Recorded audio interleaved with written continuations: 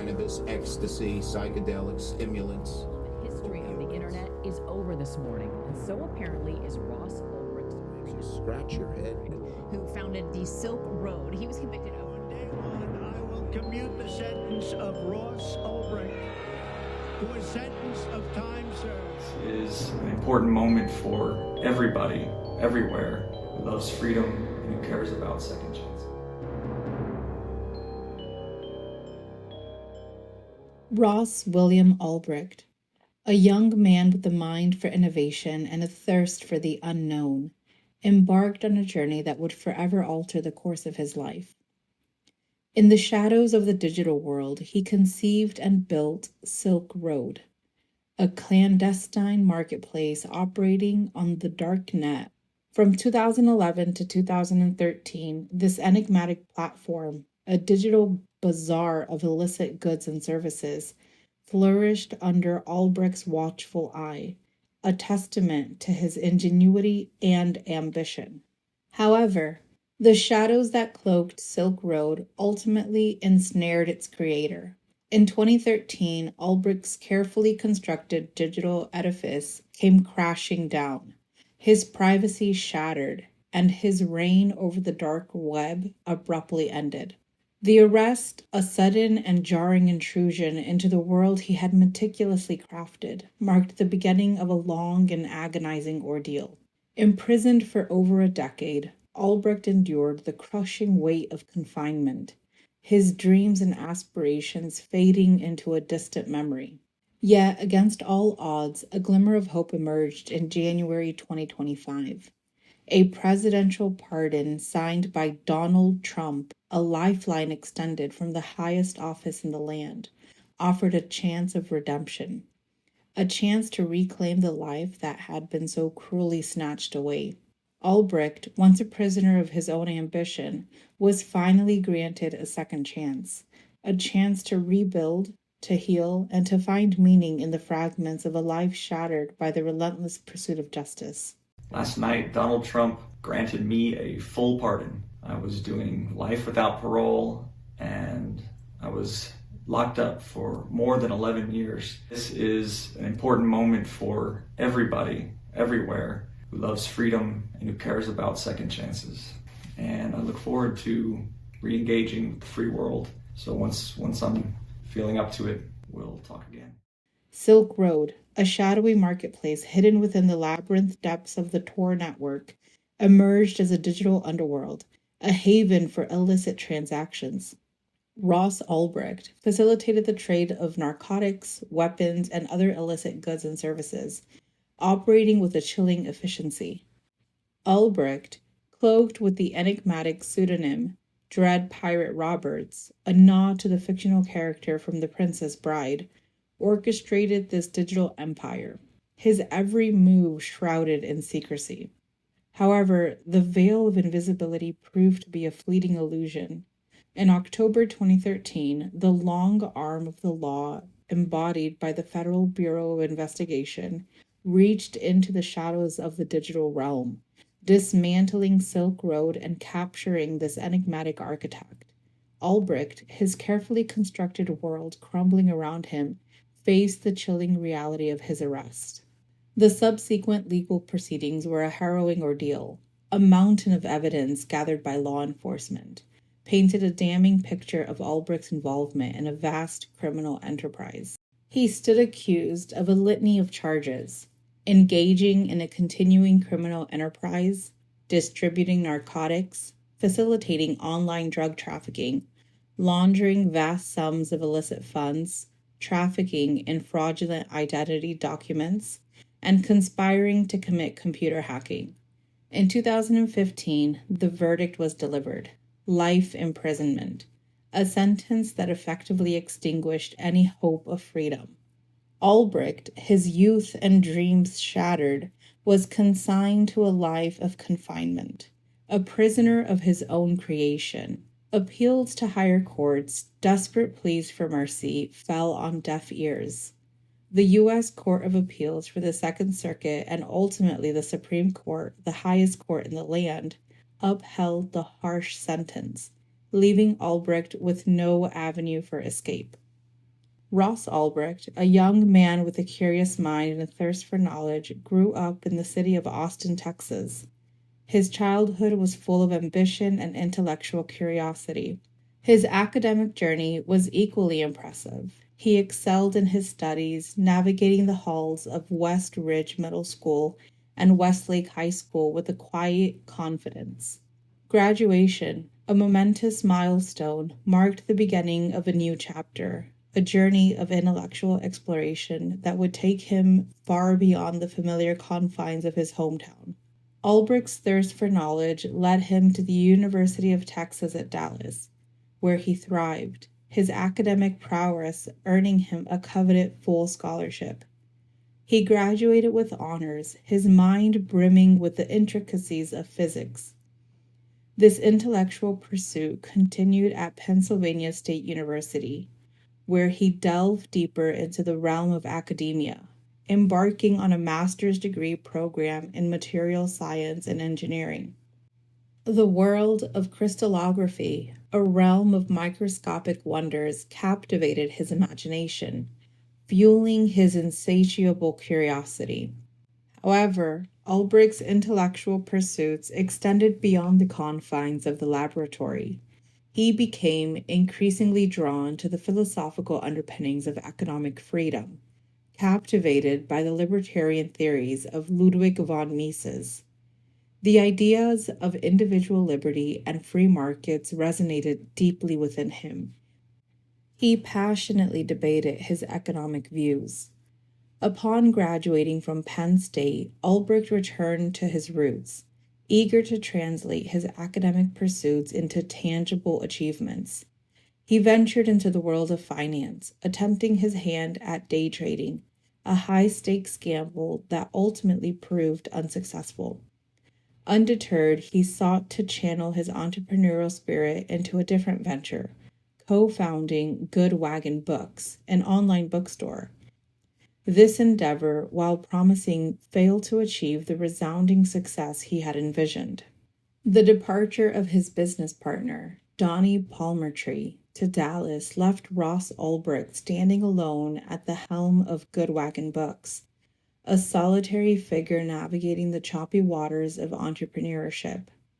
It was during this period of introspection, while wrestling with the challenges of running a fledgling business, that a revolutionary idea began to germinate in his mind. The seeds of Silk Road, a concept that would soon captivate his imagination and ultimately define his legacy, were sown. Ulbricht envisioned a revolutionary marketplace, a digital realm where the shackles of traditional commerce could be cast aside. He documented his vision in his personal diary, sketching out the contours of a utopian marketplace where people could buy anything anonymously, with no trail whatsoever that could lead back to them. His ex-girlfriend, a witness to the birth of his audacious vision, recalled the excitement that crackled in his voice as he explained his concept. His LinkedIn profile, a digital window into his aspirations, echoed his philosophical leanings, proclaiming his desire to use economic theory as a means to abolish the use of coercion and aggression against mankind, he boldly claimed. I am creating an economic simulation to give people a first-hand experience of what it would be like to live in a world without the systemic use of force. These statements, while seemingly innocuous, hinted at the radical nature of his project, a project that sought to challenge the very foundations of traditional commerce. Silk Road, a masterpiece of digital engineering, emerged from the shadows of the internet, a hidden marvel. This sophisticated network ensured confidentiality, cloaking the identities of both buyers and sellers in a veil of secrecy. Bitcoin, a revolutionary cryptocurrency, served as the currency of this digital realm, facilitating anonymous transactions while leaving an indelible record on the blockchain. a public ledger that seemingly betrayed the promise of privacy. However, by carefully unlinking their digital identities from their cryptocurrency wallets, users could navigate this murky underworld with a degree of obscurity. Ulbricht operated under the alias Dread Pirate Roberts, a moniker that added a touch of mystique to his persona. While the extent of his involvement under this pseudonym remains a subject of debate, it is undeniable that he played a pivotal role in the creation and operation of Silk Road, the intricate web of secrecy slowly unraveling under the relentless scrutiny of law enforcement. A skilled investigator infiltrating the depths of Silk Road Marketplace managed to gain the trust of its overlord, becoming an administrator and gaining unprecedented access to the inner workings of this digital underworld. The investigator's observation, like a hawk circling its prey, revealed a crucial clue. The timestamps on Ulbricht's internal communications consistently reflected Pacific time, narrowing the focus of the investigation and painting a clearer picture of the mastermind's likely location. The noose tightened further with the seizure of a crucial Silk Road server in Iceland, a significant blow to the platform's infrastructure. However, the decisive breakthrough came from an unlikely source, Gary Alford, an IRS investigator working in tandem with the Drug Enforcement Administration. Alford, a skilled sleuth with an eye for detail, pieced together the fragments of evidence, connecting the dots between the Dread Pirate Roberts and the figure behind the pseudonym, Altoid. This seemingly insignificant alias, used during the early days of Silk Road to announce the website's existence, proved to be the key that unlocked the mystery. Alford, guided by his intuition and relentless pursuit of truth, unearthed the forum post, a digital breadcrumb leading directly to Ulbricht. In this online forum, the user Altoid, seeking assistance with a programming challenge, had inadvertently revealed his true identity by providing his email address, a digital fingerprint that unmistakably linked him to Ross Ulbricht. On October 1st, 2013, the drama reached its climax. A team of FBI agents, their faces etched with determination, descended upon the Glen Park branch of the San Francisco Public Library, their target, Ross Ulbricht. The air crackled with anticipation. The library, a sanctuary of quiet contemplation, transformed into an unexpected theater of law enforcement. Ulbricht, oblivious to the impending doom, sat at a computer terminal, his fingers poised to strike the keys. Unaware of the watchful eyes observing his every move, the agents, trained in the art of covert operations, executed their plan with precision. A calculated distraction, a staged altercation, or a manufactured commotion diverted Ulbricht's attention, creating a brief window of opportunity. In the fleeting moment, the agents moved with the swiftness of a striking cobra, apprehending Ulbricht before he could react. But the agents' mission extended beyond mere apprehension. They needed to secure crucial evidence to preserve the digital footprint of Silk Road before Ulbricht could erase it forever.